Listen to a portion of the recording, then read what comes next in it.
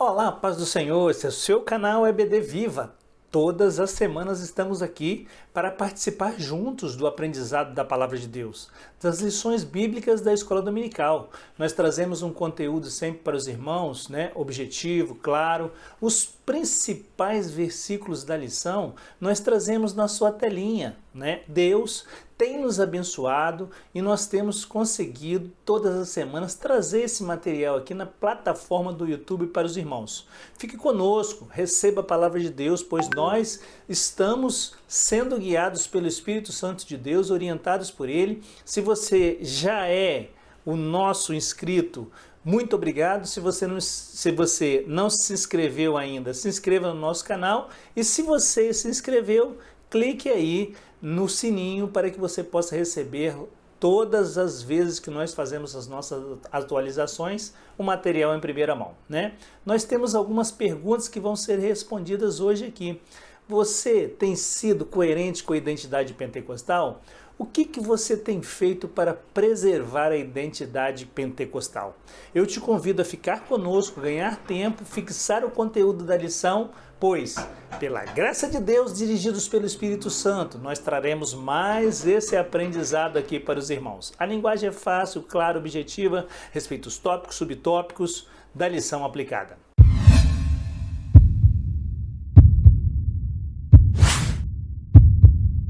Hoje estudaremos a lição de número 8, a sutileza do enfraquecimento da identidade pentecostal no terceiro trimestre de 2022, EBD Adultos. Vamos para o texto áureo. E todos foram cheios do Espírito Santo e começaram a falar em outras línguas, conforme o Espírito Santo lhes concedia que falassem. Está em Atos capítulo 2, versículo 4.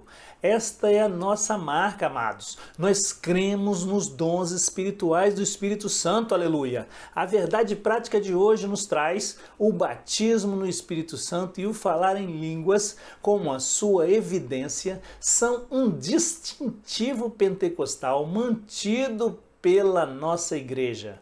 Essa declaração de fé, que Jesus salva, cura, batiza no Espírito Santo, em breve voltará, é uma mensagem simples, profunda e ao mesmo tempo ensinadas desde a chegada no país dos missionários suecos, fundadores das Assembleias de Deus no Brasil, Daniel Berg e Gunnar Wingren, que chegaram em Belém do Pará em 1901. A nossa leitura bíblica em classe hoje, ela encontra-se no livro de Atos, capítulo 2, versículos de 1 a 4 e 1 Coríntios, capítulo 12, versículos de 7 a 11. Cumprindo o dia de Pentecostes, estavam todos reunidos no mesmo lugar. E, de repente, veio do céu um som, como de um vento veemente e impetuoso, encheu toda a casa em que estavam assentados. E foram vistas por eles línguas repartidas como que de fogo, as quais pousaram sobre cada um deles. E todos foram cheios do Espírito Santo, e começaram a falar em outras línguas, conforme o Espírito Santo lhes concedia que falassem. Agora em 1 Coríntios 12. Mas a manifestação do Espírito é dada a cada um para o que for útil, porque a um, pelo Espírito, é dada a palavra da sabedoria, e a outro, pelo mesmo Espírito, a palavra da ciência, e a outro, pelo mesmo Espírito, a fé, e a outro, pelo mesmo Espírito, os dons de curar, e a outro, a operação de maravilhas, e a outro, a profecia, e a outro, o dom de discernir os espíritos, e a outro, a variedade de línguas, e a outro, a interpretação das línguas. Mas um só e o mesmo Espírito opera todas as coisas, repartindo particularmente cada um como quer. Muito bem, o tema da lição desta semana é um movimento sutil que visa enfraquecer a identidade pentecostal. Ele é real, já existe entre nós, irmãos. Há quem trabalhe para enfraquecer a liberdade das manifestações das línguas e as manifestações dos dons espirituais no culto. Olha, principalmente as línguas como a evidência inicial do batismo no Espírito Santo. Vamos agora aos objetivos da lição de hoje, que o número 1 é conceituar o Pentecostes bíblico. 2, identificar o distintivo pentecostal da nossa igreja. E 3, conscientizar a respeito da manutenção da nossa identidade pentecostal. E cada um item desse corresponde a um tópico da lição. Imagine Gunnar Wingre, Daniel Berg, ao desembarcar em Belém do Pará, ensinando as línguas não são a evidência inicial do batismo no Espírito Santo. Você consegue imaginar isso? Ora, isso é um ensino que contraria toda a história do movimento pentecostal no Brasil. Infelizmente, há quem defenda esse tipo de ensino, ignorando, irmãos, completamente que o Espírito Santo fez nos primórdios de nossa história e continua fazendo nos dias odiernos. Muita gente pensa assim, mas nós não pensamos, né? A palavra-chave é enfraquecimento, mas nós substituímos por revestimento. Olha aí o símbolo que muitas igrejas usam na sua telinha aí, a chama acesa, né? Advinda da genuína palavra de Deus. Vamos trazer como cremos aí na sua tela. Cremos, professamos e ensinamos que o batismo no Espírito Santo é um revestimento de poder do alto. E eis que sobre vós envio a promessa de meu Pai. Ficai, porém, na cidade de Jerusalém, até que do alto sejais revestidos de poder. Lucas 24, 49. É também uma promessa divina aos salvos. E também do meu Espírito derramarei sobre os meus servos e minhas servas naqueles dias. Atos 2,18. Vamos entrar aí na introdução da nossa lição de hoje. Nesta lição bíblica, nós vamos estudar a identidade pentecostal e sua relação com o Pentecostes bíblico. Contudo, o nosso enfoque será mostrar que algumas sutilezas ou do erro têm aparecido no meio do movimento pentecostal. No contexto da igreja, o principal deles está relacionado com a negação da atualidade dos dons espirituais. E, de uma forma mais específica ainda, a negação da doutrina do falar em outras línguas, como a evidência física do batismo no Espírito Santo. Vejamos, pois, como corrigir esse desvio doutrinário. Vamos entrar aí no tópico de número 1, o Pentecostes bíblicos. Subtópico 1, o Espírito prometido é para nós, né? O Antigo Testamento mostra a ação do Espírito Santo em diferentes momentos e sobre a vida de diferentes pessoas. Assim, vemos o Espírito do Senhor agindo sobre a criação. Vamos ler em Gênesis capítulo 1, versículo 2. E a terra era sem forma e vazia, e havia as trevas sobre a face do abismo, e o Espírito de Deus se movia sobre a face das águas. Na vida de Bezaleel, Êxodo capítulo 31, versículos 2 e 3. Eis que eu tenho chamado por nome a Bezaleel, o filho de Uri, filho de Ur, da tribo de Judá, e o enchi do Espírito de Deus, de sabedoria, de entendimento e de ciência em todo o louvor. Também Gideão, Juízes capítulo 6, versículo 34. Então o Espírito do Senhor revestiu a Gideão, o qual tocou a buzina, e os abisritas se ajuntaram após eles, Jefité, entre outros exemplos. Na antiga aliança, há uma excepcionalidade da ação do Espírito Santo de Deus.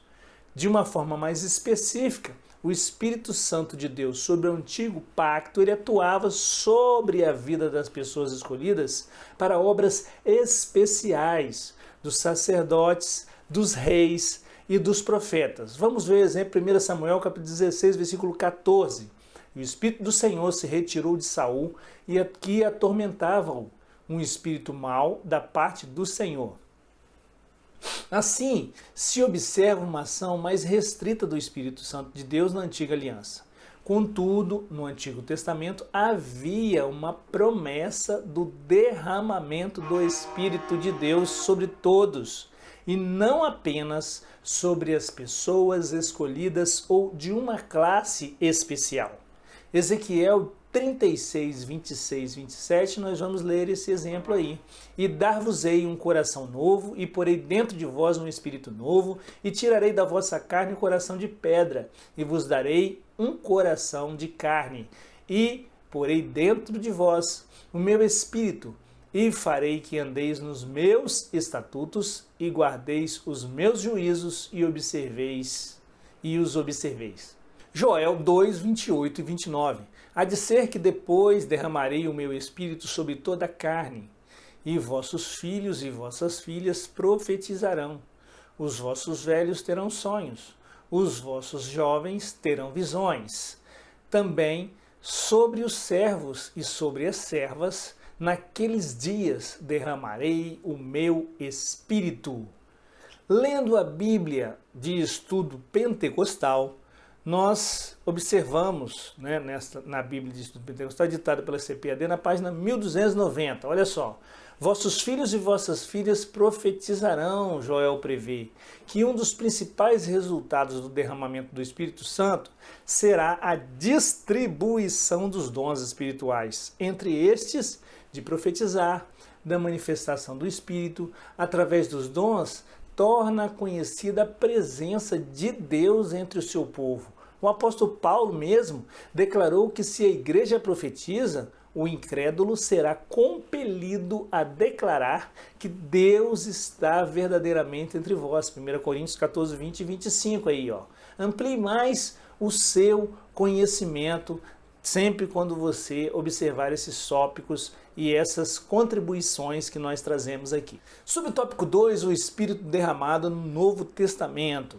Entretanto, é que as promessas a respeito da vinda do Espírito Santo têm cumprimento. O profeta Joel profetizou a vinda do Espírito de uma forma copiosa. Joel 2:28.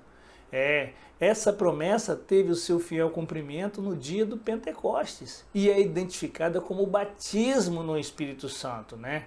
Atos 2, 1 a 4. Vamos ler?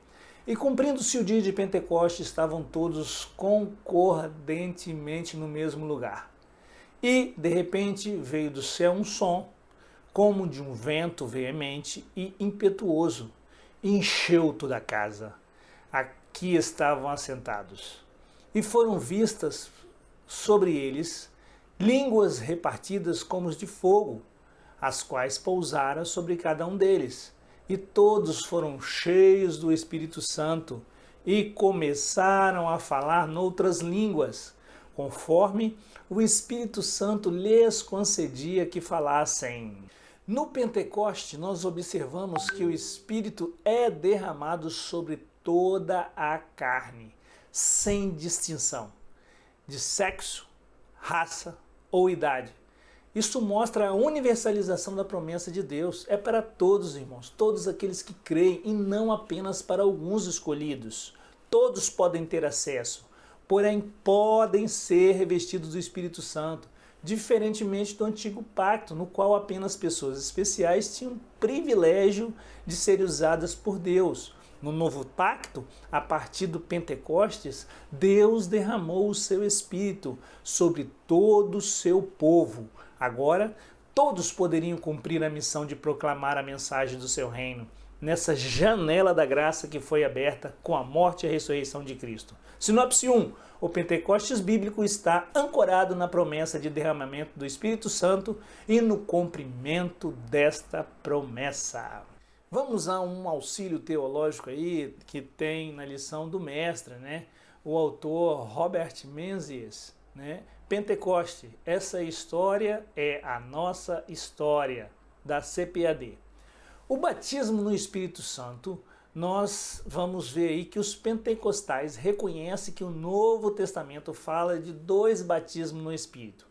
Um é soteriológico, inicia quando o crente no corpo de Cristo é inserido, e um missiológico, que capacita o crente para um serviço.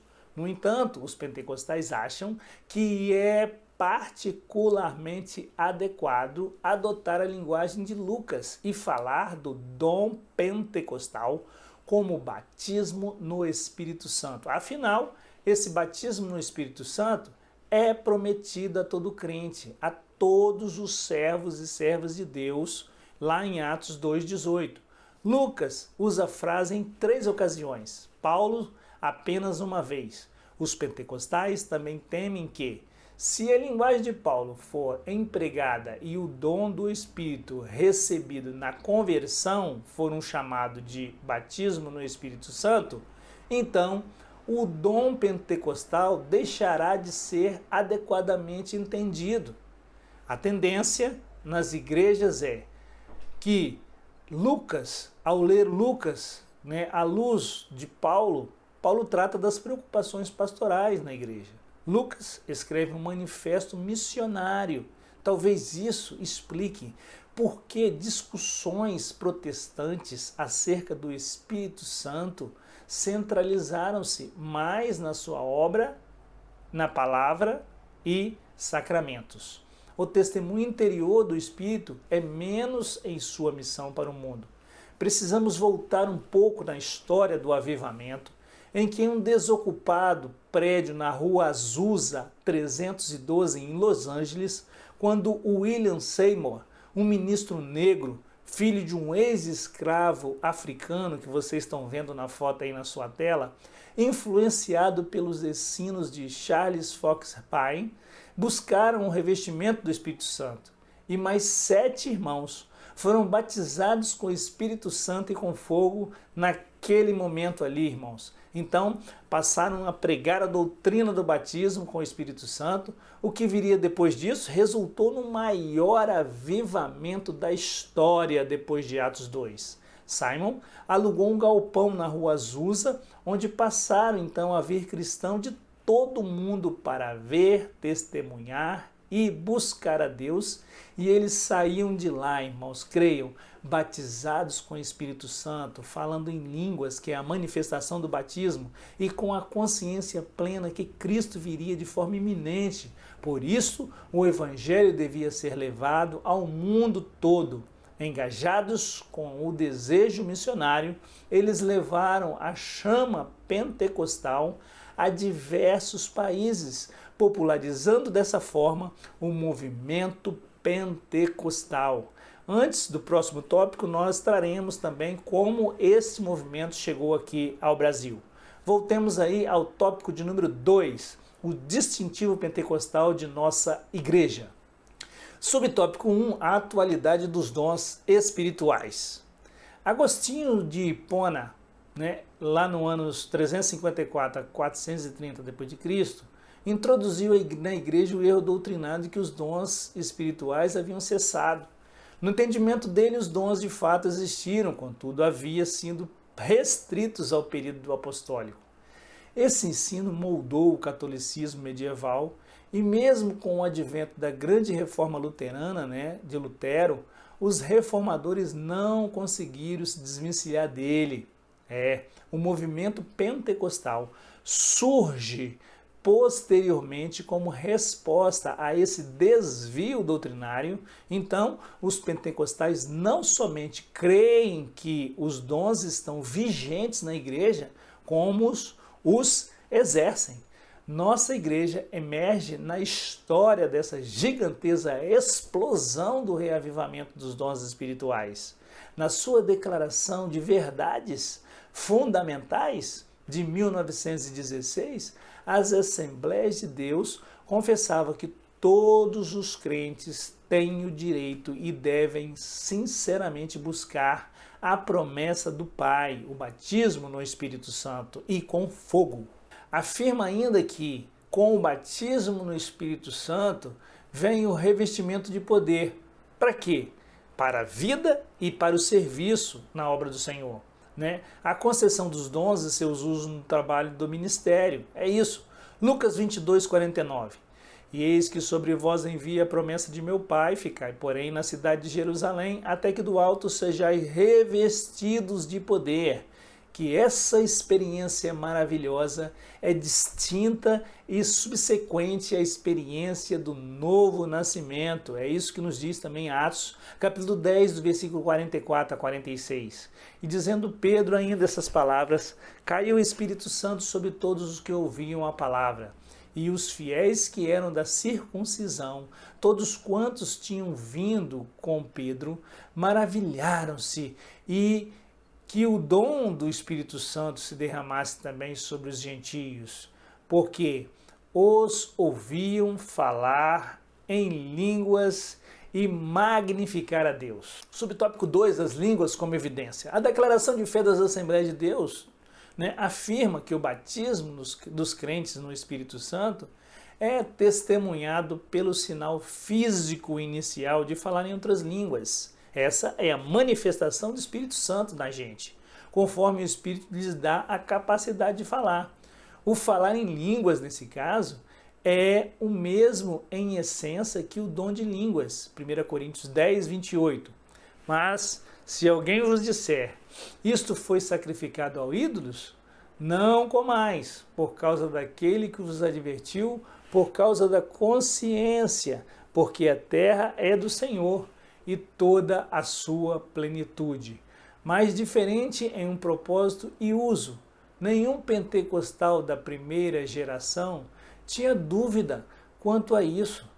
Tanto que William Durham, bem como Gunnar Wingre e Daniel Berg, pentecostais de primeira geração, criam e pregavam com convicção essa doutrina. Contudo, irmãos, nos dias atuais, esse ensino tem dado sinais de enfraquecimento.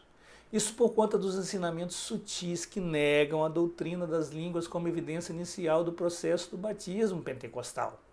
A sutileza está em dizer que o falar em outras línguas, de fato, existe.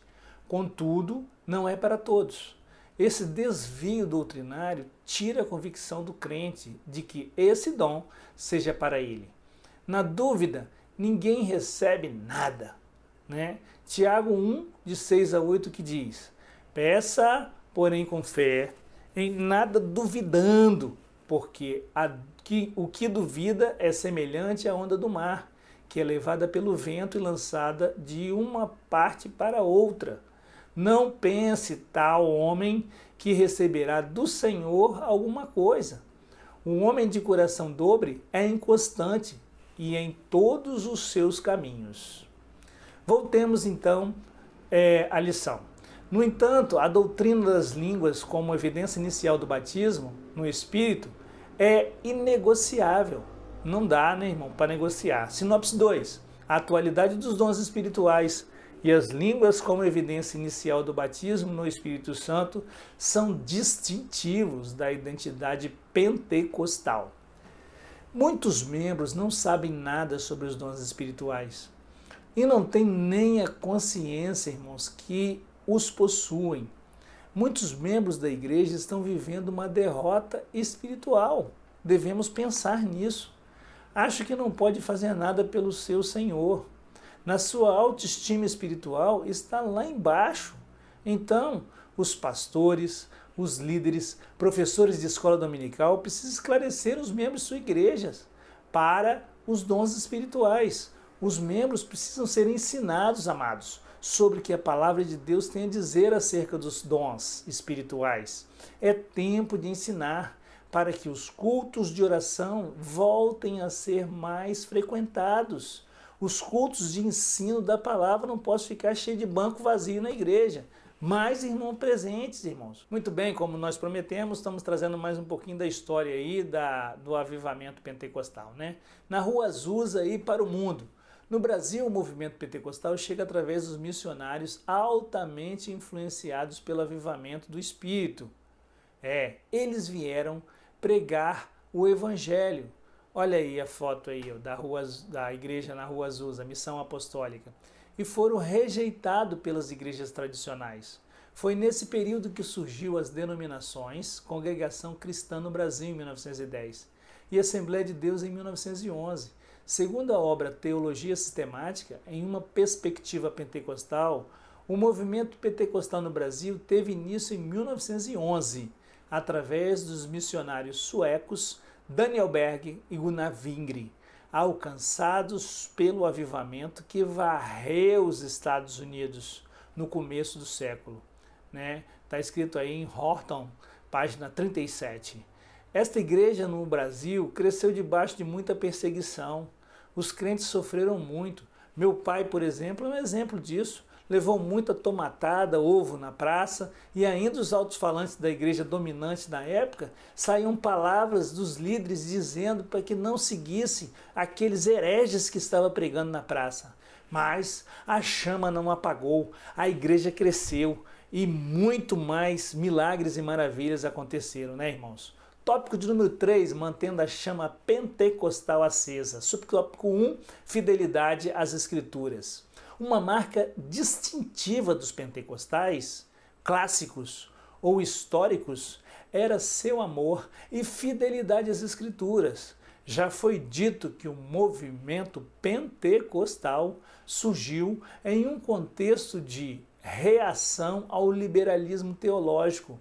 Uma das características do liberalismo teológico era o secularismo, que negava a infiabilidade e a inerrância das Escrituras. Mas, para os pentecostais, a Bíblia é inerrante, infalível e inspirada palavra de Deus, como estudamos aí no trimestre passado, né? Sem dúvida, o afrouxamento doutrinário e a consequente negação da atualidade dos dons espirituais são marcas que mostram que segmentos do movimento pentecostal contemporâneo estão se distanciando da palavra de Deus. Todo desvio doutrinário, bem como toda heresia, existe por conta da negação ou acréscimo de alguma coisa às Escrituras. Como dizia certo teólogo, as Escrituras não precisam de penduricalhos. Precisamos voltar às Escrituras, meditar nela de dia e de noite, porque delas provém a salvação, né? A Assembleia de Deus não pode perder sua essência. Hinos da harpa, reviver a história. Eu faço parte de um ministério que o pastor presidente Levi Aguiar, filho do saudoso pastor Valdomiro Martins Ferreira, que foi o fundador dos trabalhos aqui no Espírito Santo, valorizam a história. Nós não podemos deixar a chama apagar. Temos que reviver o avivamento conforme nós falamos no início da lição do profeta Abacuque, irmãos. Subtópico de número 2, exercício dos dons espirituais. Como nos dias do profeta Samuel, em que as visões não eram frequentes, assim também os dons espirituais parecem ter se tornado algo extremamente raro entre muitos pentecostais. Não existe movimento pentecostal autêntico sem a prática dos dons espirituais. O movimento não pode existir somente como uma doutrina árida, né? Ele deve expressar no dia a dia através do exercício dos dons espirituais. O medo de possíveis abusos não serve como desculpa.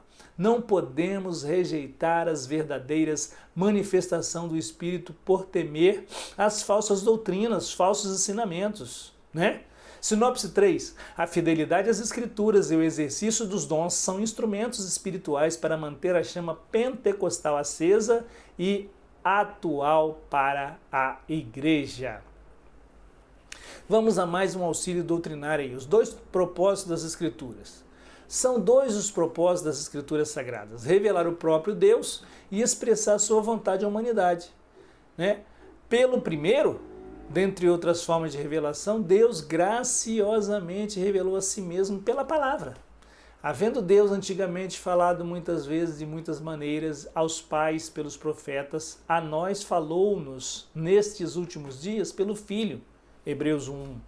Pelo segundo propósito, Deus espera claramente a sua vontade redentora a todos e a cada um dos seres humanos, sem nenhuma acepção de pessoas.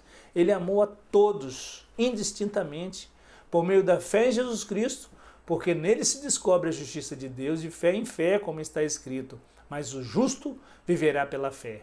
Assim sendo, o Senhor Jesus é o centro das Escrituras. As Escrituras é cristocêntrica. Ele mesmo diz: são estas palavras que vos disse estando convosco.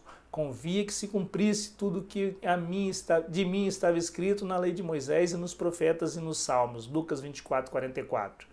Tudo o que precisamos saber sobre Deus e a nossa redenção está suficientemente revelado na palavra de Deus. Ela é um manual de fé e prática para toda a humanidade. Suas instruções visam também a felicidade humana, o bem-estar espiritual e social de todos os seres humanos.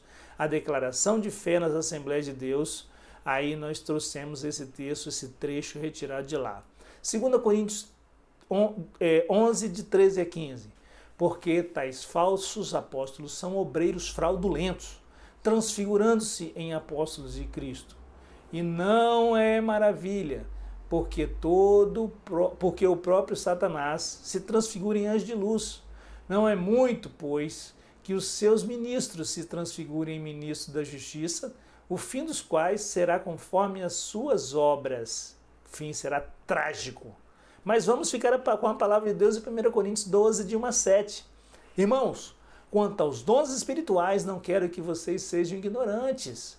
Vocês sabem que quando eram pagãos, de uma forma ou de outra, eram fortemente atraídos e levados para os ídolos mudos.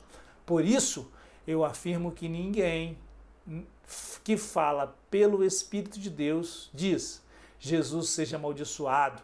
E ninguém pode dizer Jesus é Senhor, a não ser pelo Espírito Santo. Há diferentes tipos de dons, mas o Espírito é o mesmo. Há diferentes tipos de ministérios, mas o Senhor é o mesmo. Há diferentes formas de atuação, mas é o mesmo Deus quem efetua tudo em todos. A cada um, porém, é dada a manifestação do Espírito, visando ao bem comum. Irmãos, Deus é maravilhoso e nos dá graça, presentes, dons. Conclusão, nessa lição vimos que o movimento pentecostal possui uma sólida fundamentação bíblica. Vimos também que, como um movimento do Espírito, o pentecostalismo está inserido dentro de certo contexto histórico. Isso fez consciente de sua missão. Contudo, após um século do seu advento, o movimento passou a dar sinais de esfriamento. Não há dúvida de que o enfraquecimento doutrinário e até mesmo dos desvios teológicos que negam a manifestação dos dons espirituais está na gênese, no âmago deste processo. Vamos meditar hoje aqui no final da aula em Joel capítulo 2, versículos 23 a 30. Se vós, filhos de Sião, regozijai-vos e alegrai-vos no Senhor vosso Deus, porque Ele vos dará em justiça medida a chuva temporã. Fará descer a chuva no primeiro mês, e a temporã e a seródia. E as eiras se encherão de trigo, e os lagares transbordarão de mosto e de azeite.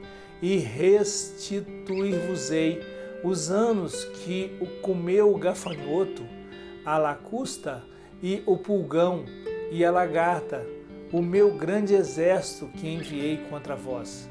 E comereis abundantemente, e vos portareis, e louvareis o nome do Senhor vosso Deus, que procedeu para convosco maravilhosamente, e o meu povo nunca mais será envergonhado.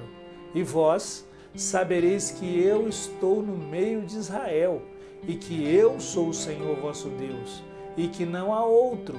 O meu povo nunca mais será envergonhado, e há de ser que depois derramarei o meu espírito sobre toda a carne, e vossos filhos e vossas filhas profetizarão, os vossos velhos terão sonhos, os vossos jovens terão visões, e também sobre os servos e sobre as servas, naqueles dias derramarei o meu espírito, e mostrarei prodígios no céu e na terra, sangue e fogo e colunas de fumaça.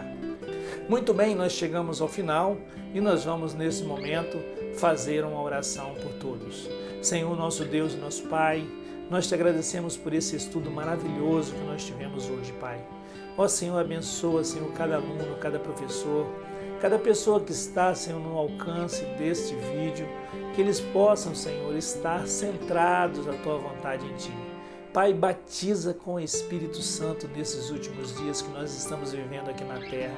Pai amado, derrame o teu poder, derrame a tua graça, derrame a tua bênção, que o Espírito possa se manifestar no nosso meio, que ele tenha liberdade em fazer isso e que nós possamos, Senhor, dar lugar ao Espírito Santo. Agradecemos por todos aqueles irmãos e irmãs que têm estudado conosco as lições bíblicas da Escola Dominical.